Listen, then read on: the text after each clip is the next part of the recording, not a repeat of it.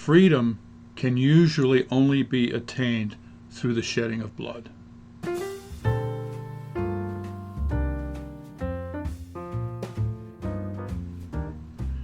Hey everybody, I'm Bill with Live Simple, Live Free.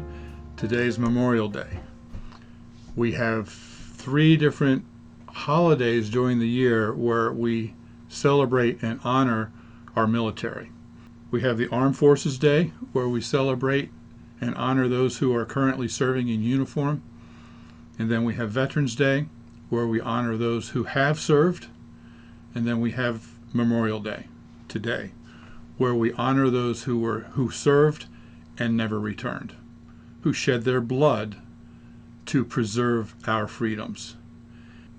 And you know, I'm not enough of a historian to know how many service members we have lost in battle preserving our freedom.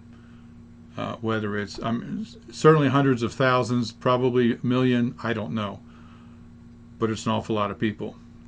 And I don't know them all, but I owe them all. I owe them a gratitude of the blood that they shed to maintain my freedom.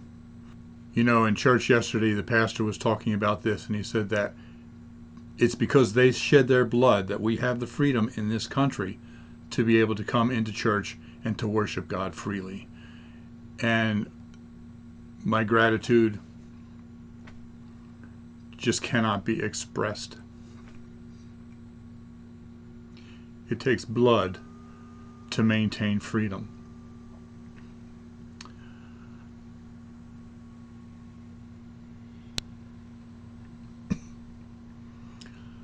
Starting from the very beginning of our nation, with the American Revolution, it took the shedding of blood to gain our freedom from Britain. And then all down through the years, we've had many wars where we have shed blood to maintain our freedom. But you know, there's another type of freedom that also required the shedding of blood. And that was the freedom that we have, or that we can have, from the bondage of sin. I'm talking about the blood of Jesus that was shed for us, for the remission of our sin. To make us holy because he is holy, we take on his righteousness because he shed our blood. And I will be eternally grateful for that shedding of blood for my freedom as well. In church yesterday, we had a memorial service, and including the singing of the national anthem. And you know, when I was in the Army, 24 years in the Army, there was no prouder moment in my life than to snap a salute for the national anthem. I hold that salute proudly. You're only supposed to salute when you're in uniform. And so it feels funny now for me to do this instead of this. But ever since I retired, I can't get through the national anthem without tears. Because I'm so proud to be an American and so proud to have served my country to protect our freedoms. Though, obviously, it didn't require my blood. I swore an oath that I was willing to do that if necessary. During the service yesterday, tears were streaming down my face as they were singing the national anthem. But you know, it wasn't because I was proud of our nation. It wasn't because I was proud of our flag. It was because I am grieving our nation. I am grieving our flag.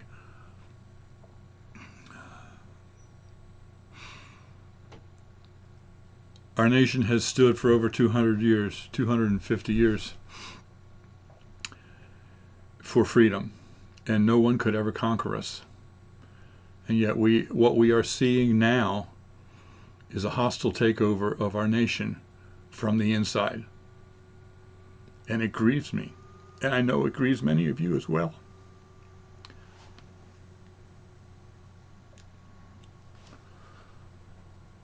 A hostile takeover by the globalists using the communist philosophies to deny us of our freedoms that so many men and women have fought and died for.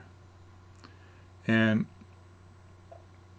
as I look at Scripture, I see that if you know anything about prophecy, end times prophecy, you can see that we are barreling headlong into the end times prophecy, the Great Tribulation, the greatest time of calamity that man has ever seen, and we're right at the very door.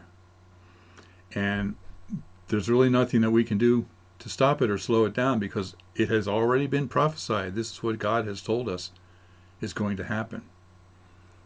And so all of the freedoms that we have purchased in blood are soon to be taken away. But even as our freedoms can be corrupted, I praise God that our freedom from the bondage of sin, based on the shed blood of Jesus, cannot be corrupted. It is incorruptible. No matter what happens in this world, I am a child of God. No matter what happens in this world, I am no longer under the bondage of sin and death. Yeah, I'll die a physical death. So what?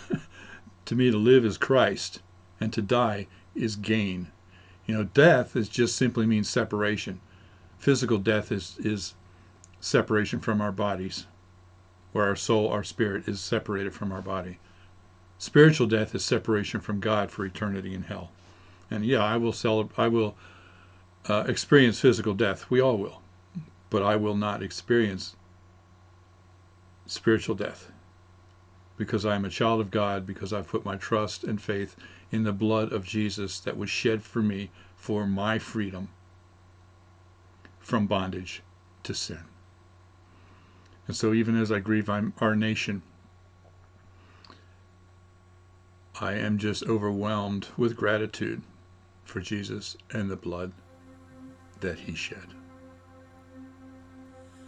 Oh, say, can you see by the dawn's early light what so proudly we hailed at the twilight's last gleaming, whose broad stripes and bright stars through the perilous fight o'er the ramparts we watched were so gallantly streaming, and the rockets' red glare, the bombs bursting in air, gave